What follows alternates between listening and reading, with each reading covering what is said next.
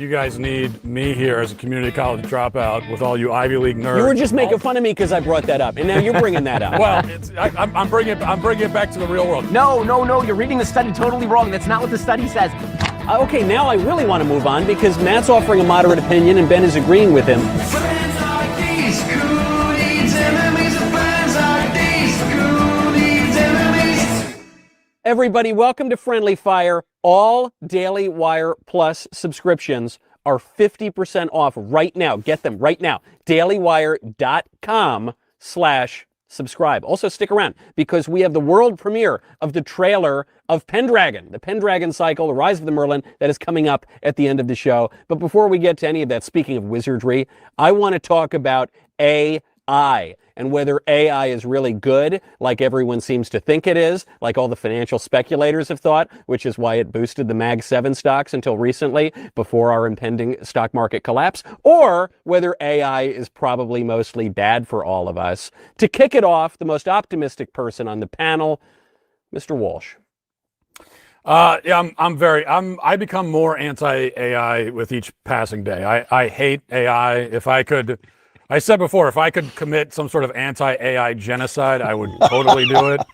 I think that, and here's what blows my mind about it, is that we can all, most of us anyway, can see, even people who are behind AI, like Elon Musk, can see coming this like potential civilizational level catastrophe, and basically nothing is being done about it at all, because what is absolutely going to happen, as far as I can tell, is AI at a minimum is going to wipe out many millions of jobs over the next 5 to 10 years. How many millions, there's no way to say for sure. I did ask, by the way, ChatGPT before we went on, I asked ChatGPT to estimate how many jobs it will take and AI will take from us in the next 10 years. And I think the answer I got was 15 million or something like that, 15 to 25 million. So who knows? It's millions of jobs are going out the window. We know that because of AI, and they're not going to be replaced by anything. They're going away. They're not coming back. That's going to happen. We're almost there now, but we will soon be in a situation online where you just simply cannot tell reality from fiction at all, where the AI videos are going to be so good that if anybody wants to smear any of us here, I can't imagine anyone would want to smear any of us because we're all so beloved. But if anyone wanted to do that, they could just make a video of any of us doing or saying something horrible, and there'd be no way for us to prove it did. That cat video radicalized me. I don't know if you guys saw the cat playing the didgeridoo and everything. It was very good. If I didn't know that most cats don't play didgeridoo, I would have thought that was a 100% real video. Well, but Michael, that's the other thing that's going to happen with AI, is that people are just sitting there looking at this slop made by an algorithm all day, every day, while their minds are melted.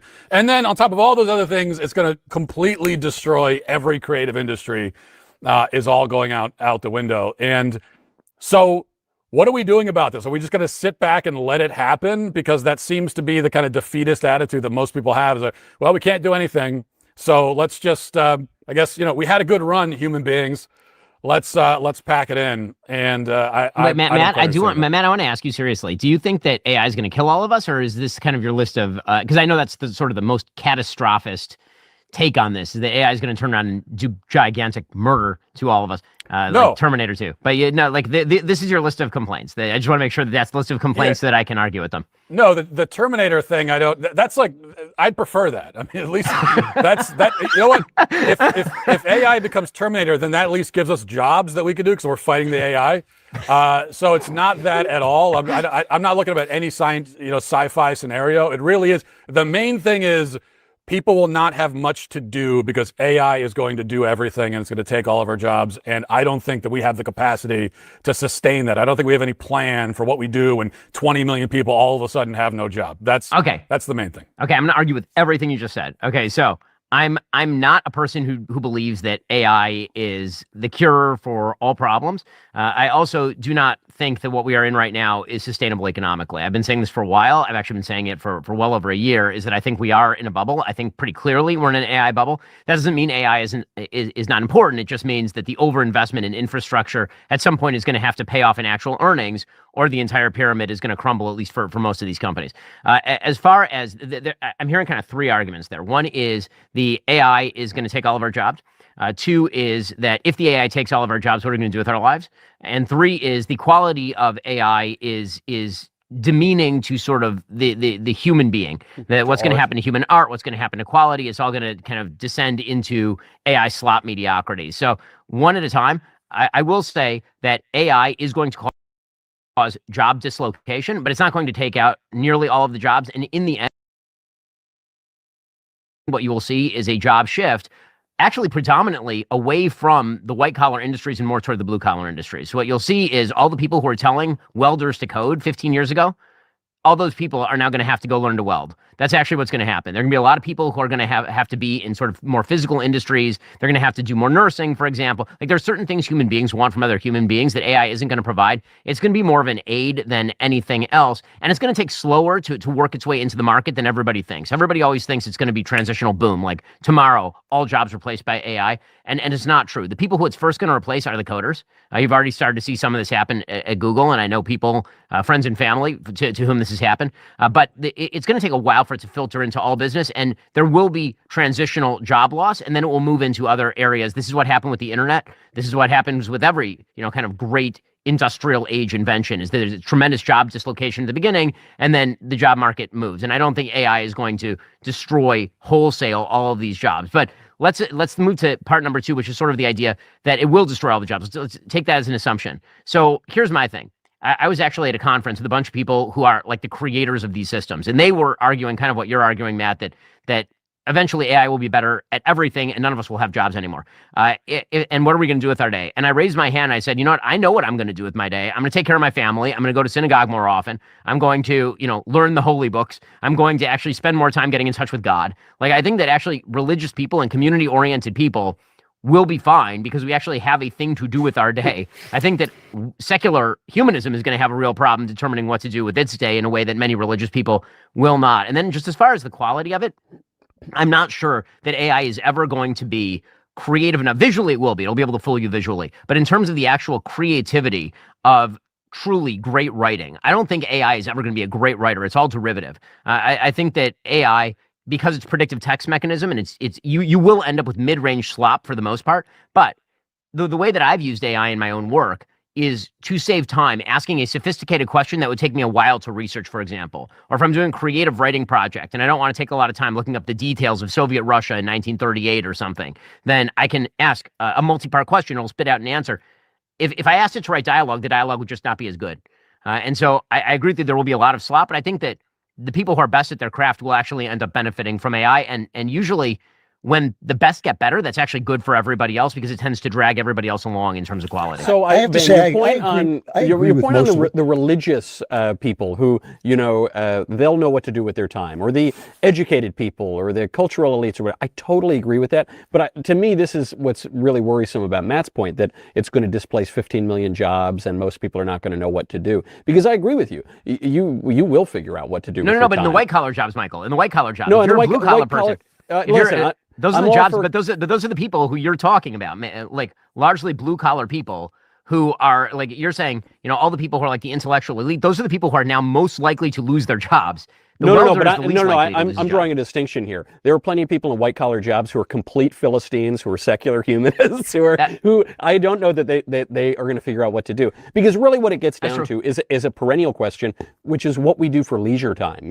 That's what the liberal arts were supposed to teach us how to do. Now we think of them more as trade school, but it was supposed to teach us what to do with our freedom, how aristocrats are supposed to live. We obviously don't really have that. So my fear is that the promise of AI is really just an extension of the promise of the internet. The internet was going to make us all smarter. We were going to have all of human knowledge at our fingertips. We could learn a new language. It's all the same stuff we're hearing with AI. And the reality is, for some people, the internet did make them smarter and more productive and more thoughtful and have fuller lives.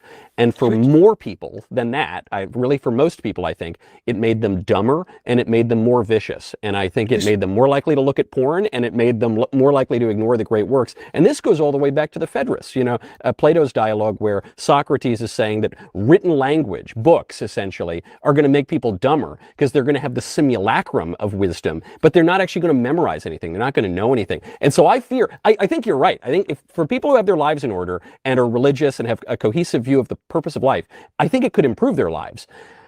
And I think for most people, I probably won't. Drew?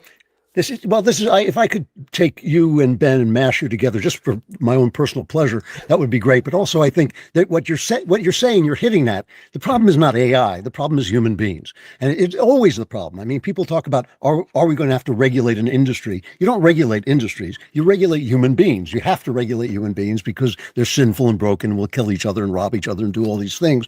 Already we see with AI. I mean, recently, last week, I think it was, they brought out an AI where you can record somebody and then after he's dead, you can continue to talk. It will give you an AI version of your dead relative so you can talk to mom even after she's passed. I mean, that is idolatry of the worst possible kind. There have been AI dolls that have been put in children's rooms that talk them out of believing in God and tell them how to get drugs and things like this. So the problem is not the AI per se. It's what people are going to do with it. It is going to make porn spectacular. I mean, the porn that's going to come out of AI. I mean, I can already see that it will do anything you want it to do. It's going to rob people of their desire to read. I mean, it's already, people are like condensing books. Well, now I've got, War and Peace. It's just give me 2 paragraphs, but that's a complete destruction of what it means.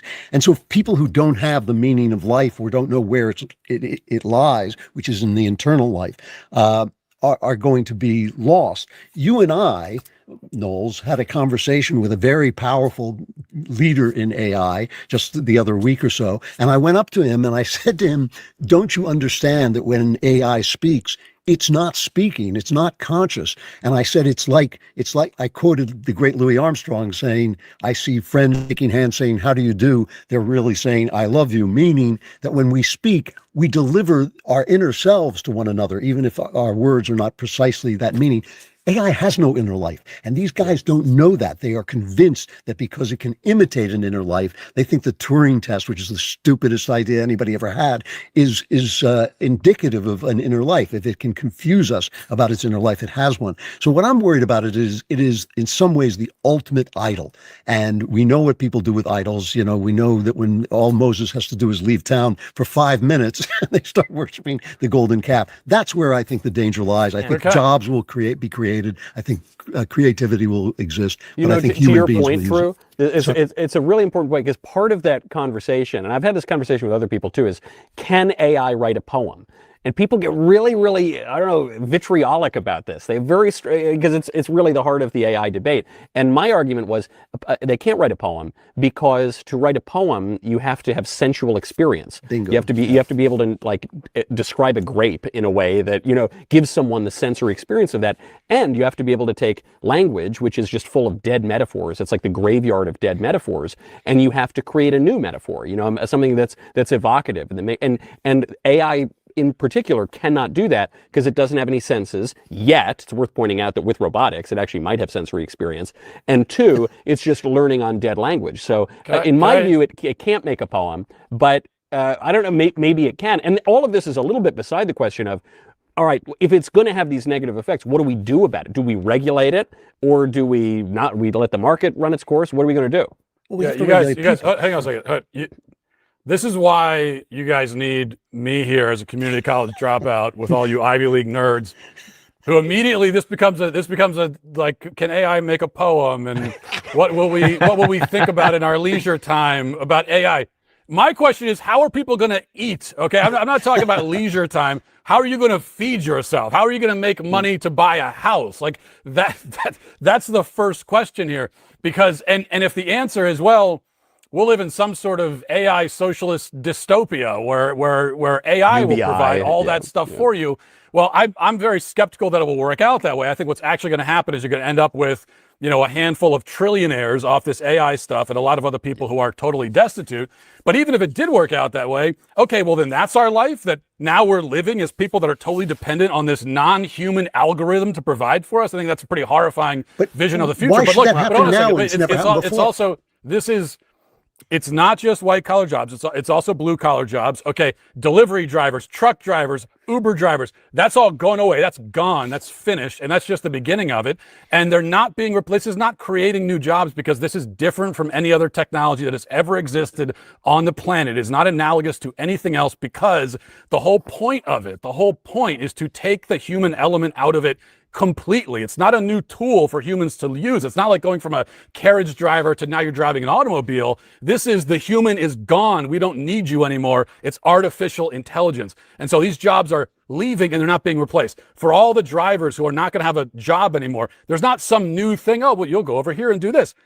There's nothing for you. You're out now. But and that's millions why of do you people. think that's true? They say this every hold time a on, new Ben. technology Okay, comes. I'm not. No, I'm, wait a minute. I want to get. No, Drew, it's fine. I want to get to it. But before we get to it, we need to eat. Okay, the only way we're going to eat is if I read this ad right here, this one. So guys, just cut it for AI a can second. do this. Yeah, well, yeah, I hope not. Hey, guys, did you know that up until the 1990s, cryptography was classified as a strategic weapon by the United States government? And during the Cold War, it was added to the same U.S. munitions list that restricts export of rifles and rockets. In 1954, encryption hardware and algorithms were added to the list to prevent the Soviets from acquiring tools that protected American military secrets. Well, just the way that we are allowed to possess firearms to protect life and liberty because we have an amazing Second Amendment, we also can create, share, and wield strong cryptographic arms to safeguard their communications, data, and digital lives from any adversary, foreign or domestic. That's what ExpressVPN does for you. That's what it does for me. It's an app that encrypts and reroutes your internet connection through secure servers. That makes your online activity private. No one can monitor, record, manipulate, or profit from it without your consent. ExpressVPN works on every device, phone, laptop, tablet, you name it. And you can protect up to 14 devices with one subscription. Get 4 extra months of ExpressVPN just by using our special link. Go to expressvpn.com/friendlyfire. That's expressvpn.com/friendlyfire to get 4 extra months. Start protecting yourself today. I know when I'm traveling, I'm using public Wi-Fi. I don't want anybody else looking over my shoulder at the data that I'm using or the stuff that I'm searching. So that's why I use ExpressVPN. I'm using it all the time. You should do the same. Head on over to expressvpn.com/friendlyfire. That's expressvpn.com/friendlyfire. Get 4 extra months and start protecting yourself today. Okay, now Drew, you want to say something? Yes, Hang on. I also have to jump in, I'm told, with another momentum-killing advertisement. Anyway, but I'm right when it's getting interesting. Let's jump in with the ads. It's fine though. It's good because I do want to tell you about Helix Sleep, and I do love Helix Sleep. I actually. We have Helix mattresses in our house. We all sleep on Helix. All of our kids, all of our 90 kids, all have Helix mattresses, and it's great. I'm not getting a lot of sleep right now because after we fall back with daylight savings, everyone talks about how we save an hour of sleep. Well, the problem is when you have young kids, they don't realize they don't care about the clock. So now I've got twin toddlers waking up at 4:30 in the morning. Who are rousing me out of sleep, out of my very comfortable Helix mattress. So Helix will help you sleep like a baby at night, unless you have babies in the house, and they will wake you up. There's nothing we can do about that. But Helix is great. I can't recommend it enough. You can go to helixsleep.com/friendlyfire for 27% off site-wide. That's helixsleep.com/friendlyfire for 27% off site-wide. You go to their website, you take a sleep quiz, and you get matched with the perfect mattress for you. Because everyone is different, and they take care of that there. Make sure you enter our show name into the post-purchase survey so they know we sent you. helixsleep.com/friendlyfire. So here's my problem with the no job scenario is that it comes up every single time there's a new technology. Every time. And it's why government is so bad at managing economies. It's why you don't want a top-down economy, because when the cart and horse goes out of style, the government says we must save the jobs of buggy whip makers, And the thing is, there'll be new jobs. There will be new jobs. And the thing is, maybe we can't even imagine. I think this has happened a million times before. You can't imagine what the new job is going to be, but there'll be jobs to do because people are endlessly creative. It's like the people who worry about running out of oil.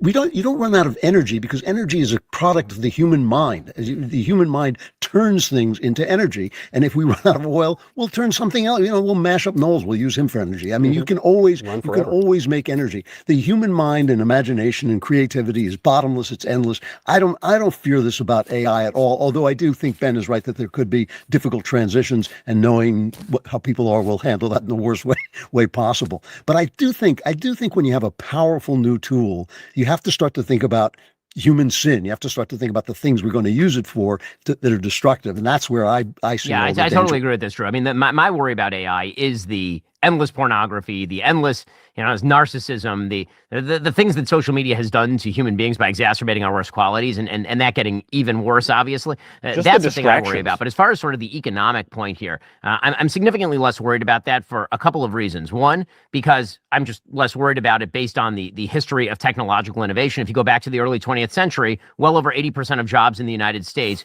were agriculturally based or early industry based. And obviously very few people do agriculture now. If you go to the middle of the 20th century, America was a manufacturing-based economy. Now we're a service-based economy. Jobs tend to move around, and human beings are quite adaptable. If the question is, will I be endlessly poor while a few people are trillionaires, that wouldn't work, because they wouldn't be trillionaires if everybody is endlessly poor. That's not the way that actually wealth distribution happens. They don't take their wealth from a bunch of super-duper poor people. If there's no wealth for them to take, then they don't generate the product. So the actual thing that would happen, the kind of worst-case scenario that people are talking about actually would be a sort of Star Trek replicator machine. So in Star Trek, I know not a lot of Trekkies on the line here, but if you are a Trekkie, my understanding is that there is a replicator machine whereby you can literally generate any product from nothing with no resource use, essentially. And so you don't have to worry about anything. Well, if you don't have to worry about anything, I thought that was mostly the goal of human beings, because we all understand that work is important, but there are other types of work, right? Like, for example, spending time with your family. It's a different type of fulfillment. It's not really work, but it's service, what we would call in Hebrew avoda, which is the same Hebrew. The word for work and service is the same. It's avoda. The same type of thing, I think, is true in our lives, right? When I think of like the things that I do that are important, my work actually comes maybe third or fourth on the list after family and religion and the stuff that I'm doing in my community and for the country. So, I'm less worried about the kind of how do I get my stuff. If things work out great, we're all going to be way richer and have a lot more leisure time. If you're worried about the leisure time, that's a human nature problem. That's what Drew is talking about. And then there is the other problem, which is, what's the alternative? People keep talking about, okay, we could regulate it out of existence, right? We're just going to regulate it, stop it from taking trucker jobs. Okay, let's say that we were able to do that. Let's say that we were able to ban all the self-driving cars. Does anybody think that any other place on Earth is going to ban the self-driving cars? So the actual thing that will happen is that China will gain complete economic dominance over planet Earth, unless you are going to essentially make America autarkic and poor. That is the way that trade actually works. China will gain the advantage of every efficiency on planet Earth while we hamper ourselves, and we will live in relative poverty compared to what we are now, while China gains significantly more power globally and then uses that power in order to cram down its terrible vision of the world, but then, which will eventually affect us. Is your view then like pure laissez-faire, no regulation whatsoever, let the market lead in it, and that way we'll beat China and we'll maintain our dominance? Yes, except for morality and national security, yes. So I don't think we should be selling NVIDIA chips to China, because I think China's our enemy. And I also think that we should be heavily regulating pornography, period, and that applies also to AI. But if we're talking about like, should we stop AI from generating healthcare solutions because people in the healthcare industry are going to lose their jobs? Let's be real about this. It's easy for us living in a first world country with an average life expectancy above 80 to talk about, the evils of AI. But if AI, for example, in the medical industry, extends lifespans by another 20 years, which could easily happen, that seems like a pretty good thing to happen. And I think that one of the big mistakes I see people happen, there's a mistake that I just generally object to, and that is, I think it happens on the Marxist left, and I think it sometimes happens on the populist right, and that is, they take a spiritual problem, people's emptiness and inability to function in the absence of particular guardrails, and then they say, there's a material solution for that.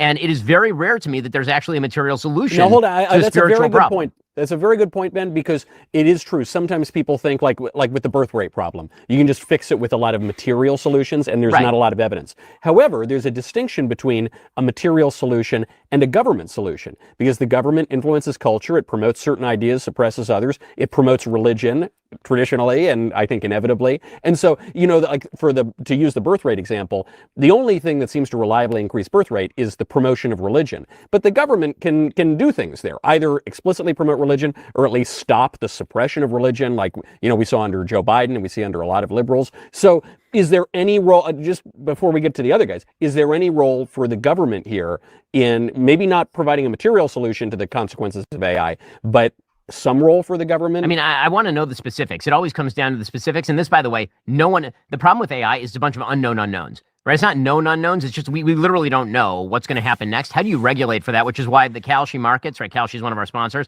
Right now in the Kalshi markets, like 5% shot that there's any serious regulation of AI, because no one even would know what that looks like. What does that even look like? I mean, this is a question, honestly, Matt, this is a question for you because you want to regulate AI. I assume you want to do something to stop sort of the forward march of AI. So on a practical level, what does that look like? Well, I think that, and I don't have all the answers. I'll fully admit that. That's why it's so frustrating to me that we're not at a serious level even having this conversation. I mean, we're having this conversation right now, but including like our lawmakers having this debate about what can we do, what should we do, and that conversation just isn't happening at all. And if I had all the answers myself, then I guess I wouldn't be frustrated by that because I could just say, well, here's the answers, guys. I don't have them, but what I know the answer can't be, well, whatever. We'll see how it plays out. That can't be the answer when you're facing something that is going to fundamentally alter our civilization in the way that this is going to. Now, there are some things that can be done. I mean, people have suggested when it comes to, and this is kind of on a lower level, but things like intellectual property. This is another huge problem with AI, and I think some of you guys have already kind of touched on it. That AI cannot create anything. It can't make a poem. Like it can't write a poem. It can't do a screenplay. You were just making fun of me because I brought that up, and now you're bringing that up. Well, I'm bringing it back to the real world. So the problem with the reason why I can't do that is because it's stealing from what other people have done. And right now, AI lives in this kind of like bubble where the rules of plagiarism don't apply to it. So there are things that you could do there legislatively. There's again, it's not easy to do, but I do think you have to do something there to protect people from having their having their creative property stolen. But I would flip it back the other way because what I'm going to ask is, okay, the drivers are all going to lose their jobs most likely.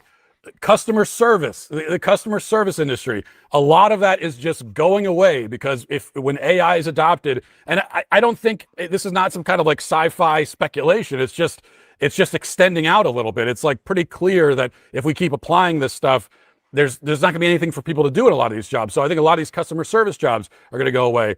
And then yes, there's also the white collar, but I care about those people too. They're the people, anyone who sits in a cubicle all day and enters data into computers, which is millions of people.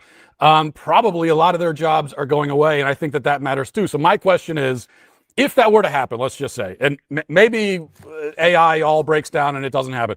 I think it probably will. If that happens over the next 5 to 10 years, and you've got tens of millions of people who not just their job, but really their entire industry just went away.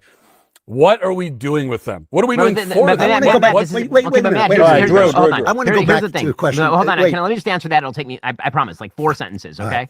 So here's the answer to that. If I had asked you that same question in 1998, the advent of the internet is going to kill a bunch of jobs, and it will kill a bunch of jobs, based on all the supply chains being changed, everything getting a lot shorter. You won't have to go to the local mom and pop shop. You can order off the internet. And I said to you, don't worry, in 20 years, there will be literally millions of people who are working on AI coding and database building, data center building. You would say, what the hell are you even talking about? What do those words mean? I don't know what those words mean. If I said to you, there would be legitimately thousands of jobs that were people who were social media editors and marketers. You say, what the hell? What's a social media and how do it work? Right? Like this is the whole point of the market, is that jobs that we don't even know exist will come about because that's what the market does. The market generates innovation because human desire is endless, and the human desire for new and innovative things is also endless. Hold on, I want to hear from Drew. Yes, we can't. We can't imagine these things. I totally agree with Ben. I think there are going to be jobs that we have no idea could possibly exist. But the question that Knowles asked, and actually Ben referred to, is the really important question. When back in the day, when you wanted to get a pornographic magazine, you had to walk into a store, shame yourself. You had to make sure none of the neighbors saw you. You went home with this piece of paper that you could look at and all this stuff. Drew, not that you have any experience. No, I have no. I'm talking about the one right on theoretically. A friend of mine, theoretically, right? So, but nobody. When people said, "Oh, we've got to ban this," and they did ban it, and they censored things, and then they said, "Oh yeah, we got to censor Ulysses too." It was silly. You had to get rid of it. Now you've got this sewer of porn wiping people's lives away with no regulation whatsoever. And so now conservatives, when I come out and say things, for instance, like you should not be able to censor opinions on YouTube, conservatives go, oh my, regulation. Well, no, it's a new thing. It needs new regulations to make sure the freedom of speech lives, because if you censor things on YouTube, you have virtually taken them out of the public square. So what do you do with pornography? I mean, I who would have said, so what, pornography, 30 years ago now think, holy, this is a toxin being pumped into the human psyche like never before. Dude, I wrote a literal book on pornography Yes, you did. and what No, it was you did. going to do to destroy young people in Yeah, 2005. And I was absolutely. mocked for it. I was 21 years old when I wrote that book. No, and I was I've written mocked for it many at the works time. Of course, but these are pornography the over questions. the years. These are That's a the questions separate that we're not addressing now, where we know the danger, we can see the danger. It's only going to get worse. Well, These are the issues I think we should be addressing, not whether jobs are going to disappear, because everything will change. We don't even know what that's going to look like. All right, Matt, last word. Yeah, on the regulation side of it, I mean, obviously the most the sort of the most heavy-handed and obvious thing, if we're talking about regulation, is the government saying that, hey, okay, you want to wipe out all the driver jobs, you want to wipe out, you want to get rid of all your customer service jobs if you're McDonald's, and it's a law saying, well, you can't do that. You can't do that. We're not going to let you do that because we're not going to let you put millions of people out of work all at the same time, because we just can't. We can't sustain that as a society. We can't. It can't happen. And now that's very complicated. That's the kind of thing that I normally would not support. And there is this tension between like free markets and then this other huge civilization level concern. So that's the thing. That's what we're dealing with. And I do think, and I just go back to that, this is a different kind of thing. I think any analogy breaks down. Ben, you brought up the internet. Well, the internet is a different kind of thing. The internet is a very high tech, sophisticated form of communication. It's just a way for people to communicate and connect with each other. And so that in and of itself is not going to take away jobs. It might change what the jobs are, but you still need you still have humans who are on the internet communicating with each other. And that's the case with all of these technological innovations, that it's just a different tool for people to use. And so, yeah, maybe the job where you use the more primitive tool goes away, but now you use the more sophisticated tool, and that's the job. And I think with AI, it's just different because, as I said, it's artificial intelligence, which means the entire point of it is that we don't need a person to do this at all. It's not a new thing for you to do. You're not needed.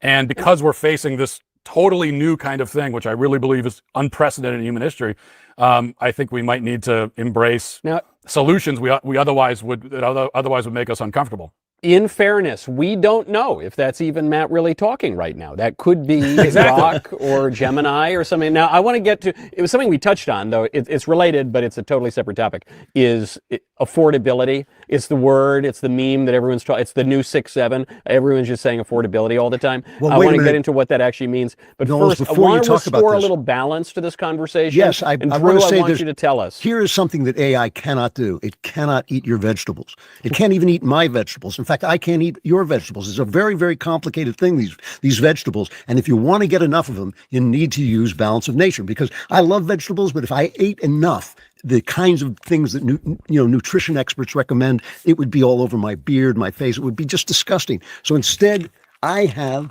balance of nature, fruits and veggies. And you may say, well, if you use them all the time, which I do, why aren't they open? It's because I have so many of these damn things that I don't even have to open them. I got more downstairs that are open. Balance of nature, what they do is they freeze dry fruits and veggies, then powder them and blend them into the most convenient nutritional value. You can take the fruits and veggie supplements with water, chew them or open them up and mix the powder into your food or drinks, which just sounds silly to me, but it's made from 100% whole food ingredients. You wonder how an animated corpse like myself can look like a 30-year-old man. It's because I use Balance of Nature. So go to balanceofnature.com and get a free fiber and spice supplement. You didn't even have time to talk about the fiber and spices. Plus, you get 35% off your first set as a new preferred customer by using discount code FRIENDLYFIRE. Go to balanceofnature.com and use the discount code FRIENDLYFIRE. Now, Knowles, what were you saying? Well, I was saying with the rest of your money, you need to go to dailywire.com/subscribe, because we have the biggest deal of the year right now. This is the Black Friday deal, 50% off. It's really, really big. You're going to get everything. Obviously, we have Pendragon coming out. You're going to get the world premiere of that trailer coming out at the end of the show. Really big stuff, though. New docs, new hosts, new everything. It's very exciting. You guys are who empower DW to build culture. And so right now you can save 50%. I love building culture, but I also like doing it on a good deal. I want to build culture frugally. And so when you can do it for 50% off, it's a great time to do it. Go to dailywire.com/subscribe. subscribe. Absolutely fitting, apt way to talk about affordability, which is a very serious problem. You know, I usually sweet little Elisa does the shopping in the house. Occasionally, I had to go out the other day to get lemons for a cocktail that I was making, not even for food, just for a cocktail I was making.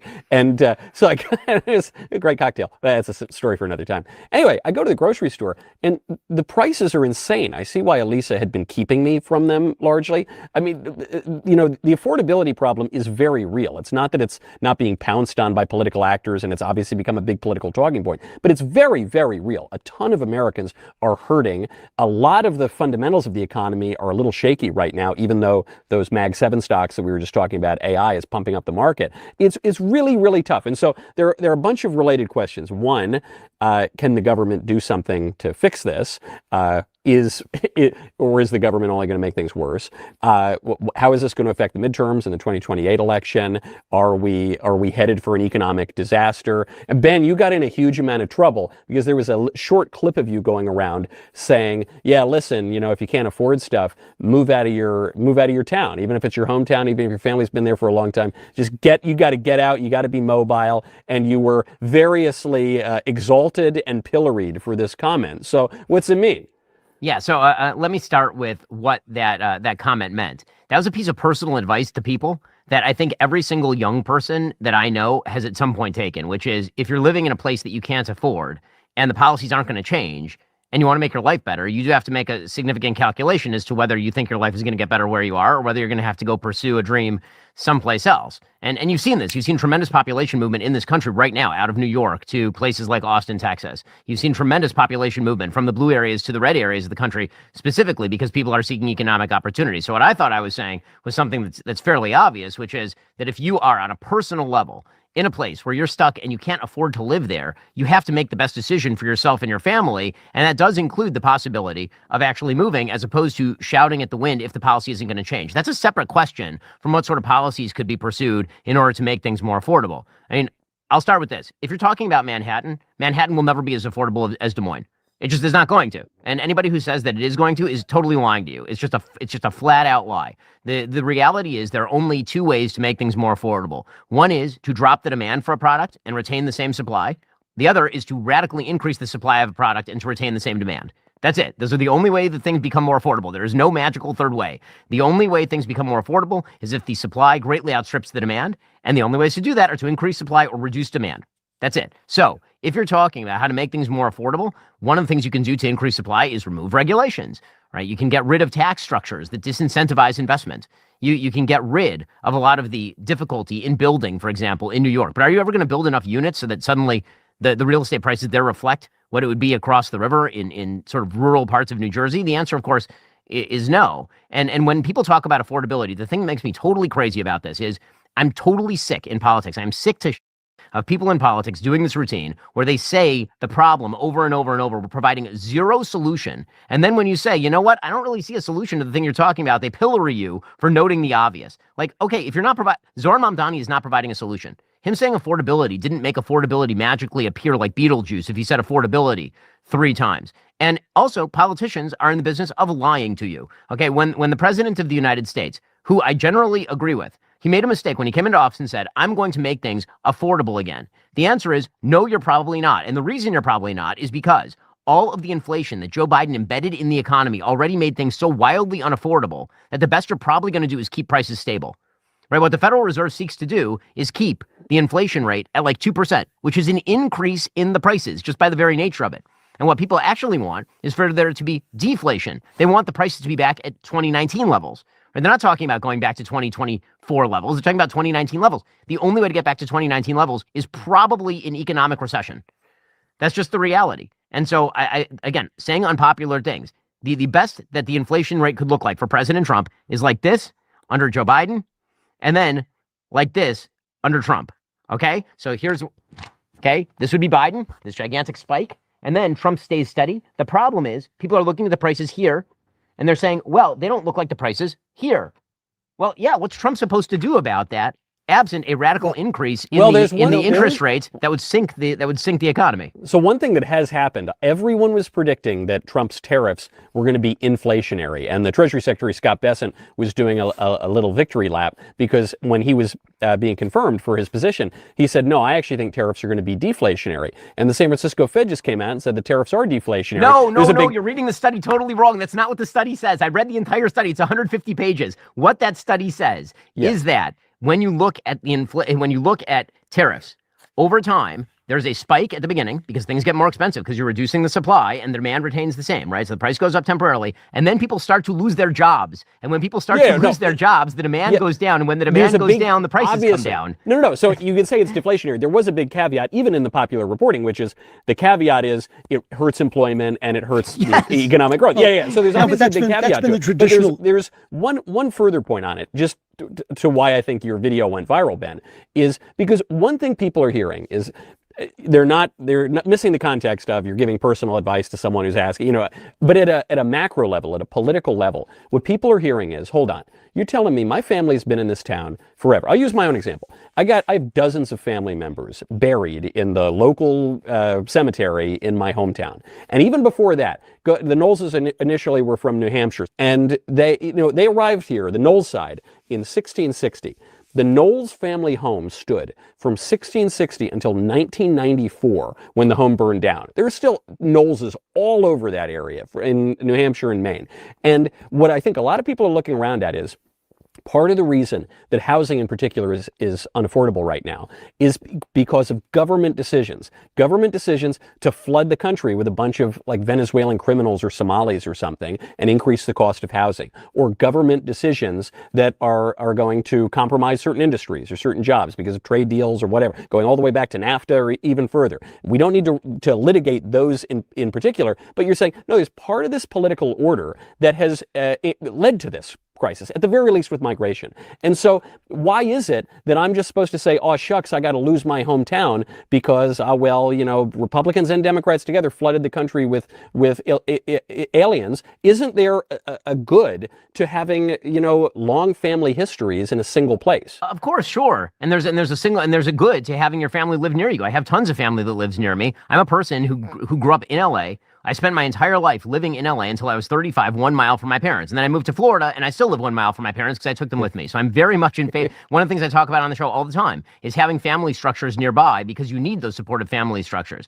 That's not the case that I'm making, is that you should abandon this sort of stuff or that mass migration should replace you in your hometown. I think everyone here is very much against mass migration, is very much in favor of what President Trump has been doing on the immigration program. The problem that I see is not any of that. I agree with all this on policy. But if there's a mentality that sets in that says, I bear no responsibility in changing my own life if I can't change the outside circumstances, and now I'm just going to sit here and bitch about it, like that doesn't seem like a specific recipe for individual success. But Matt, I want to know what you take, because I think you and I are, as usual, we are on opposite ends of the spectrum in some ways. I agree with your practical point, and I agree also with maybe I'm somewhere in between, because I agree with your point. I also agree with some of the criticism, the more rational. You have a moderate criticism. Position, Matt? Well, no, because here's the way I put it. Ben's correct, and I've said the same thing many times, that especially as a young man, I also think there's a gender element to this that is a sort of a different topic. But like as a parent, I want my sons, when they become adults, to move out of the house. I don't want them to move 10 hours away, hopefully, but if they have to, they have to. I do want them to like move out and experience living on their own a little bit before they become husbands and fathers. My daughters, I would love for them to just stay home with me until they get married many, many, many years in the future. So I do think there's like a gender element to it, but that's a separate thing. I think I totally agree that if you're in a spot, particularly if you're a young man and you can't afford anything, you can't get a job, can't afford to live anywhere, well, you're single, you have no kids, you have no dependents, you can go anywhere and do anything, and you can take risks, and the stakes are pretty low. I mean, worst case scenario, you go somewhere, you end up sleeping in your car or something for a while. I mean, that's not good, but it's like, well, it's just you can handle that, especially as a young man. So you could take risks, you can go out and pursue opportunities. However, at the same time, it's also true that you shouldn't have to do that. Like, something is wrong that so many people have to do that. You should be able to. To Michael's point, if you're a young man and you're looking at, okay, well, my parents were born here, they lived here. my grandparents lived here. Maybe my great grandparents lived here. So generations of a family lived in the same place, and now all of a sudden, and I have the same kind of skills that they do. I might even be more educated than they were. So I'm in many ways more qualified for a job than even any of them were. And yet all of a sudden everything's broken down and it doesn't work for me to live in this town anymore. Something is wrong. Something is broken. It should not be this way. We need to fix it. So, but on the practical level, well, it is this way now. And we want you to still succeed, so you might have to go somewhere else, hopefully with the intent of eventually coming back to live around your family, because I totally believe, I mean, we emphasize the nuclear family so much, which is important, but also the quote-unquote extended family is also important. So getting back to them, and that's what a lot of us did, what I kind of did, move around, end up back with your family. So you might have to do that practically.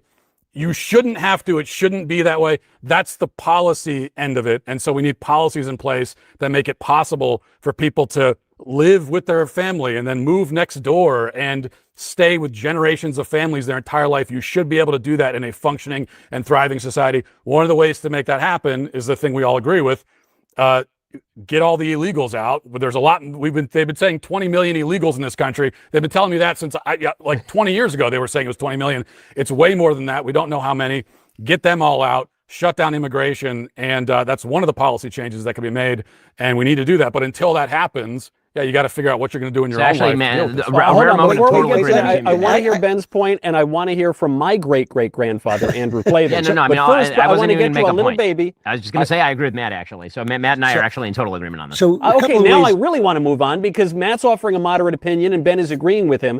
I want to tell you, at the other end of the age spectrum, about preborn. I want you to go to preborn.com/fire right now, because preborn is one of my absolute favorite charities.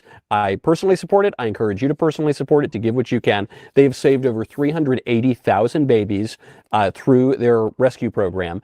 What they do is pretty simple. They introduce babies to their mothers. And when a woman sees an ultrasound, it doubles the baby's chance of life. When a woman is considering abortion, they provide amazing care and work. Not only do they introduce the babies to the mothers, they also take care of those mothers afterward, radically increase the chances that that baby is going to live and that they will have a successful life. This giving season, do not let another life be lost. Be the hope for worried mothers and at-risk babies. To donate securely, 2 ways to do it. If you like your phone, if you're a little more of a Luddite than some of us, you're not down on the AI train, you dial pound 250, you say keyword baby, pound 250, keyword baby, or you go to preborn.com/fire, preborn.com/fire. Every gift is tax deductible, so it's another way of not having to pay all those bureaucrats in Washington. Your money can be put to good use and not be put to bad use. Okay, Ben agrees with Matt. Matt has a moderate opinion. I'm totally scandalized, and I want to hear from Drew. So I disagree with Ben in a couple of ways here. I mean, first of all, Zohar Mamdani is one of the scummiest politicians I've ever seen in my entire life. But he did do half the job. He did raise the issue.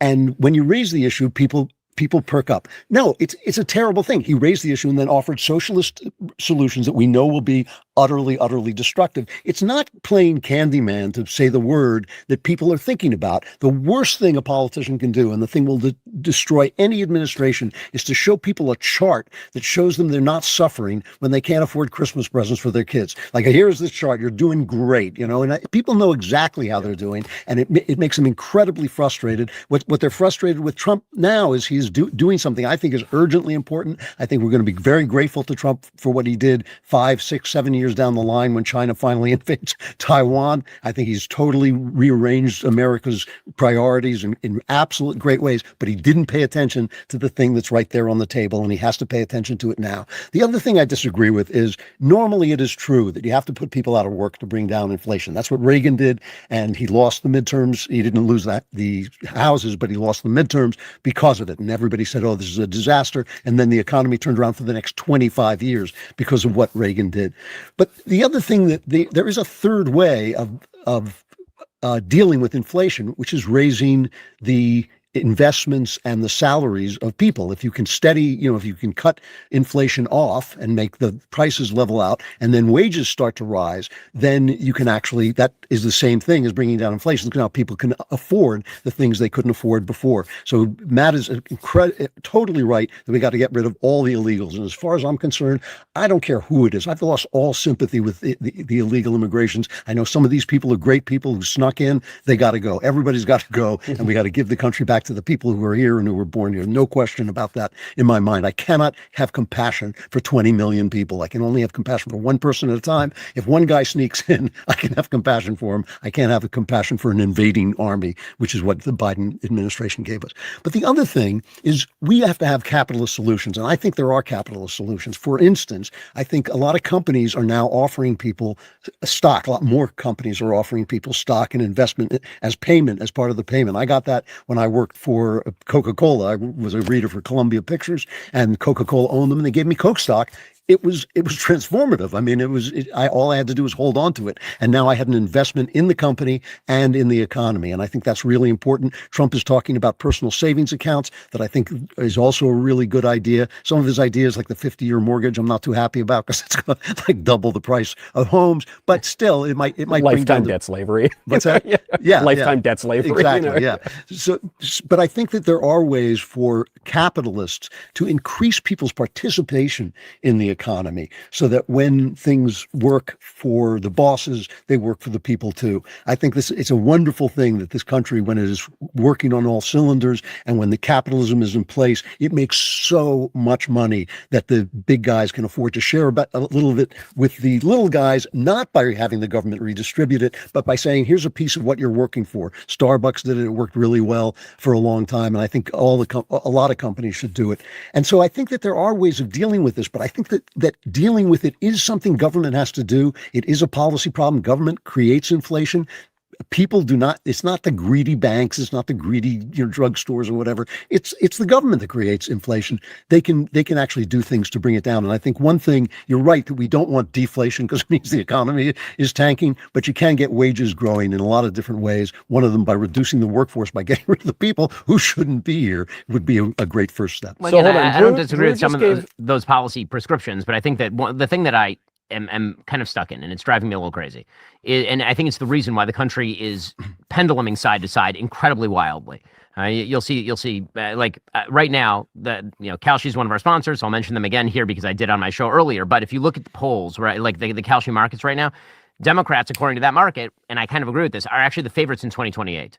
And I think the reason for that, and I think the reason that the country just keeps swinging wildly poll to poll, is because when you have politicians who are actually saying the same thing, but none of them are saying what is true, this is what you end up with. So if everybody says affordability is, I agree, affordability is a problem. This is why I'm kind of waving that away. Labeling problems is the easiest thing in the world. You can do it in your life all day long. And I can agree with my wife on every single problem that exists in our life. It's when you get to the solutions that things get a little bit complicated. Well, right, and when you have politicians who always say the same thing, but from different sides of the aisle, which is, you're right, it's government's job to solve it. Okay, there's only one problem. If the thing that you're saying is not going to solve it, and you're asking for additional centralized power in order to solve the thing, what you are going to end up with is failure, and then the other guy is going to say, give it to me. And so they're just passing the ball side to side. The only thing that is going to create affordability is a dynamic and innovative economy, which means a few things. One, a consistent level of regulation or less regulation, right? Like actual certainty in what's going to happen tomorrow in the economy. Two, you're actually going to need innovators to innovate, and you need to leave them alone and allow them to innovate and actually capture the profits that they're creating through innovation. And then you're going to need to get the hell out of the way. I mean, the magic of the Reagan economy, I know Reagan has now become an anathema for some reason that I cannot even imagine. I can't imagine why the right has decided that Reagan was suddenly bad, other than because we need to cast up a false villain in order to elevate, whatever the new Mass narrative was. amnesty irritated some people in retrospect. I'm not saying everything about Reagan was. I'm not saying everything about Reagan was wonderful, but I don't think everything about Trump is wonderful either. I do think that the Reagan economy generated more job growth and pulled us out of a greater economic morass than any president in history, probably.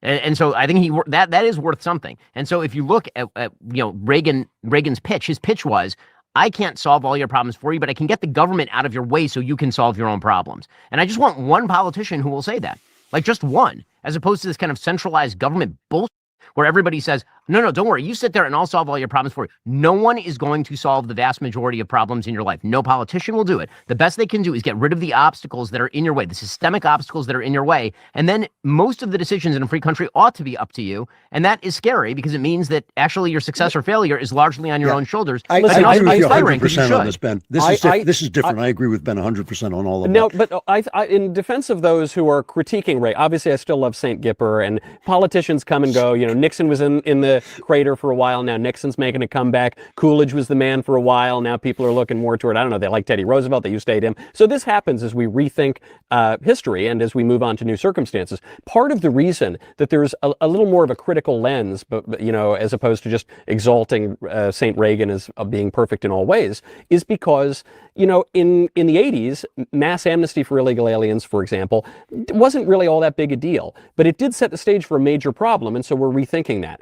In the 80s, you know, obviously Reagan was massively successful in his economic policy, as was Thatcher, as was that whole kind of movement. We do live in a different world today, and so it's not to say we throw out all of their it's not to say that we throw out all of their solutions, but it's to recognize that there are more difficult economic problems that we have to deal with. And so Drew actually offered some real solutions here, which is you pointed out, Drew, that having people really bought into the economy, you know, Coca-Cola giving you some stock back in the day, is helpful. Back when we were rethinking some of the problems with industrial capitalism 100 years ago, you had writers, especially Catholic writers like Chesterton and Belloc, saying we need some option, not socialism and communism, not pure unbridled capitalism, but some other option. They proposed something called distributism, which is too complicated to get into here and probably isn't all that practical. But part of it, a lot of it, what it comes down to is give people some ownership, give people some stake. And I think that's really, really important. And so here's another criticism maybe of what came out of the Reagan era, is that we judge the health of an economy purely by GDP. And GDP is a fine economic indicator, but it's not the be-all and end-all of everything. And I think what a lot of people are looking around at today is saying, look, you can show a lot of economic activity in all sorts of ways, by the pornography industry, to use the topic we keep coming back to. You know, the pornography industry is booming. Look at that, GDP is going up. You know, there are all sorts of very destructive industries. We brag now about how women's employment is the highest ever. I'm not sure that's a great thing. You know, I mean, who's taking care of the kids? Who's watching the home? Isn't there some cost to that as well? And so I wonder, one slightly practical solution might be to say, all right, look, maybe GDP isn't the be-all and end-all of everything, and maybe there are certain areas of the economy that are legitimately immoral and destructive, and we used to heavily regulate them, like pornography, for instance, but all sorts of other kind of vicious and degrading avenues. We've liberalized gambling. I don't know that that's really great. Maybe it ticks up GDP a little bit, but it doesn't. I don't think that's really great for the true health of an economy. Maybe we need to rethink what economic health really looks like, because the changes that came about in the late part of the 20th century did have some negative side effects as well as positive outcomes. Can I address the Reagan thing for a minute, though? Because a lot of this, I think, started with that Caldwell book, The Age of Entitlement, in which he blamed Reagan for things that Reagan actually didn't. Reagan said he failed to cut down the government. That was the big failure of his administration. But we've edited the Cold War out of history. And, Reagan, won the Cold War. He freed, a huge section of the world, of the globe. He set people free. And what they did with that is up to them. But he actually did that. That you can't imagine how unheard of that was, how unexpected it was, how nobody thought it would ever happen, how we were dealing with the Soviet Union for the rest of our lives, not just people who thought that communism was going to work, but people who thought it's just never going to go away. He made it go away, and I think for that he's a hero. And yeah, what Knowles is saying is true. We now are living in an absolutely new economy, and while the basics of deregulation, I totally disagree. There's no such thing as a new economy. Hold on, let's get into Drew's point. Let me finish. Let me finish. The basis of deregulation and freedom and free markets are absolutely the same. They don't change at all. But the problems that arise, because no system solves human problems, because human beings can't be solved. The problems that arise in the places where the peaks of problems are change, and then we have to address those. And one of them, you're absolutely right. One of the key ones is the role of women in our society, which I think is screwed up so badly that it's destroying everything. We've actually stopped reproducing, which to me is always a bad sign. That economic indicator. Yeah. Okay, but and other indicators. I mean, so actually, this teaches me a lesson. I should let Drew finish his sentences because when he finishes them, I'm more likely to agree with them. But That'll be a whole new relationship. But at the same time, Knowles, I'll pick on you a little bit. When we say, terrible, we shouldn't look at GDP. It's not a good indicator of economic but it's not the be all and end all. Okay, it's not the be all, but it's the be. Okay, so there's no such thing as an economic be all and end all. Okay, but I think that we are mixing up a few terminologies here, and I think that we ought to tease out the strain for 1 second. There's a difference between economic health and societal health. These are not the same thing. You can have a very economically healthy society that is breaking down in a lot of social ways with tremendous pathologies. I think that's what you're actually seeing. And so, yes, it turns out that we are materially significantly better off than we were in the 1980s. In fact, we are materially significantly better off than we were in the mid-2000s. When people talk about the unaffordability of homes, that's because an average home in 1950 was a 980-foot square foot brick house with no insulation and no heating or air, and maybe a bathroom outside. Like this kind of idea that we're living worse than your parents or grandparents is just belied by every available fact. Maybe you're living worse than your grandparents are right now, but you're not living worse than your grandparents were at the same age, right? If you're a 20-year-old living in 2025, you are not worse off than your grandparents were living as a 20-year-old in 1958 or 1960. You have an iPhone, but you don't have a house. I agree the houses are nicer now, but you don't have one. Your apartment is nicer than their house was. Okay, that is a reality if you're living anywhere except for New York City.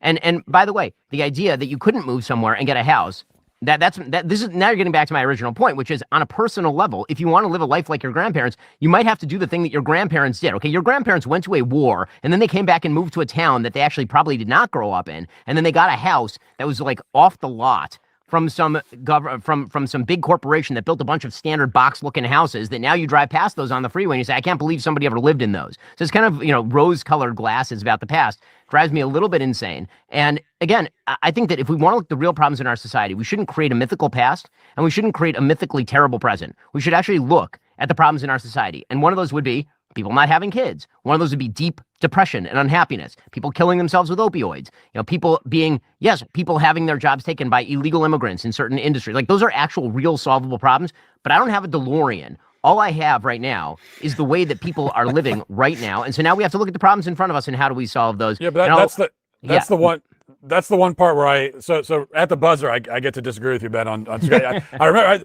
there was one thing you said in that clip that I did disagree with, that I couldn't remember, but then you just said it again. So the one part about, well, this is this is how America's always been, that you leave and you go somewhere else away from your family. And I think that, like back in the pioneer days, I mean, that there is something about that's in the American spirit of like literally going out into a wilderness and building your own life, maybe 1,000 miles away from anyone that you know. And so that's American in a certain sense, but that was back in the pioneer days. I think for most of American history, it's like anywhere else in the world. People they grew up in a place, they didn't move that far away. They stayed where their support systems we are less mobile now, and by the stats, we are less mobile now than we have ever been any time in American history. Quick, raise your hand if you are currently living in the town where you grew up. But you're saying we're less mobile now. And I'm saying that we are a unique breed in that we actually, we're a little older than the Gen Zers, okay? But the people who tend to be more successful, and again, as a piece of advice, are the people who tend to actually move in pursuit of opportunity. And if you look historically speaking, it is not true that in 1920, everybody is living in the town where they grew up.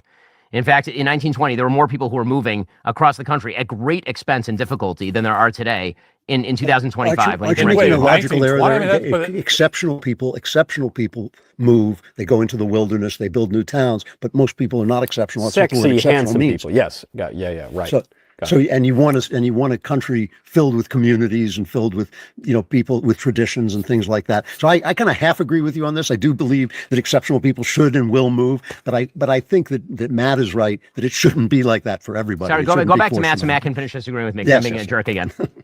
No, I think that's it. I don't know, the claim that people were more mobile in the 1920s. There's a technological side of this too, that for a lot of American history, moving away from your family and going to another state over was like a 3-month journey, and people are going to die along the way. So that is one of the reasons why we know that for a lot of American history and human history, people didn't tend to do that. I mean, sometimes they did, but that's like you're a pioneer. I think that at the very least, and I don't think we're disagreeing on this point. that the desire to stay in your community, where you were born, where your family is, stay with your support system, with your families and your family and your friends, that's a good desire. There's nothing wrong with that. I agree with that. And a healthy country is one where people, if they want to do that, are able to do it. So, but I think that's the part. I think we all agree on that, right? That's actually, agreement. Yeah. You know, this gets back though to this point of the neat and pat distinction between economic health and social health. And I'm not sure that we can. Obviously, they're distinct concepts, but I'm not sure that we can totally separate them. You know, especially as increasingly in the modern age we think of ourselves as Homo economicus. You know, we're like primarily economic creatures, and I think we're just integral creatures. And we have all of these things together. And so, you know, especially at this kind of moment, you look now. Compare it to 1980 or 1880 for that matter. One of the major problems that we have is that social solidarity has really frayed, that religiosity has declined precipitously, though there are some signs that that's turning around. And you can't divorce that from the birth rate problem. You know, you can't divorce that from the fact that people aren't having kids. These are great predictors. You know, stability, tradition, and religion are predictors of people having kids. And you can't divorce that from the economic problems, because if we don't import the entire third world, we're told that our economy is going to collapse, that GDP is going to collapse. So that's the whole argument for mass migration. And so these problems are all so deeply intertwined that it seems to me that there has to be some firmer political solution to rather than just say, look, we're going to let the free hand of the market, you know, work its way, and we'll let the chips fall where they may. A lot of people are looking around and saying, I don't like where the chips are falling. Well, I mean, this is a great place for us to conclude, because I'm going to disagree for 1 second with Knowles and just say that there are many, many more impoverished countries than the United States that have less severe pathologies than the United States. And in the past, we were a less wealthy nation with less severe pathologies. And so this is why I say that trying to tie the economic situation to the pathologies, I think in some cases, I think in most cases actually, can be a fool's errand. But we'll have to save that for next time, because here's the deal. Before we leave, folks, our biggest and best sale of the year is happening right this very instant, like at this moment, while you're listening to us. All Daily Wire Plus annual memberships are 50% off. You get everything. You get access to the DW library of movies, documentaries. Matt's documentaries mostly is what we're talking about there, because those are the best ones that have ever been made, and series that stand for the ideals that keep America free. And that, of course, includes the Pendragon Cycle, Rise of the Merlin. It is coming January 22nd. All Access members get early access to episodes 1 and 2 1 month early on Christmas Day, which is a bit of a sweetener for you there. You empower DW Plus to build culture, defend values, launch stories that ensure your voice and your values shape the future of the United States. Whether you want to join or give the gift of a DW membership to someone, now's the time to do it at 50% off. It is our best deal of the year. You can head on over to dailywire.com/subscribe. We will all be very happy to see you over there. Well, in just a moment, we are going to bring you the magical, mystical trailer for, finally, the Pendragon Cycle, Rise of the Merlin. Is coming January 22nd. Guys, thanks for stopping by. We will see you here, hopefully never for the rest of our, but actually, we'll see you here in a couple of weeks, and we'll get together and disagree in friendly fashion, on friendly fire with one another. Without further ado, here's the trailer. All of this is an illusion, an echo of a voice that has died. And soon that echo will cease.